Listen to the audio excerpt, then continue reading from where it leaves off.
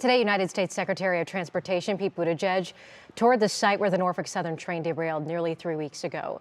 Neil Fisher is in East Palestine with his visit and the safety measures he says he's looking towards.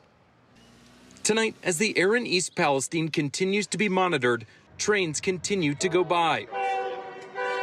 United States Department of Transportation Secretary Pete Buttigieg on the ground in East Palestine at the site the train derailed nearly 3 weeks ago. The best way to deal with an ecological disaster is to stop it from happening in the first place. On his tour, Buttigieg called for changes after learning that placards indicating tank cars are filled with hazardous materials were burned off during the fire.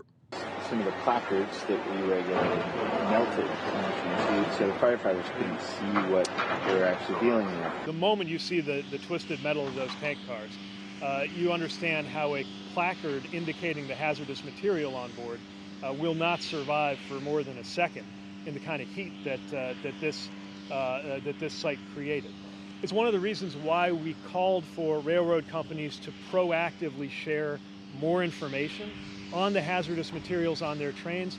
Placards are there to tell emergency responders what is on a tank car and what the dangers are to themselves and to others. They are critical in response and in protecting the community.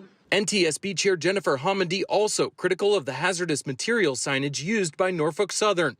Meanwhile, Secretary Buttigieg critical of safety on the railroad, including how many people are on board trains and what type of tanker is used. And as he stood at the site where toxic chemicals burned, he said East Palestine is safe. It is safe to visit here, as all of us can attest, even while we're still making sure that it stays safe to live here.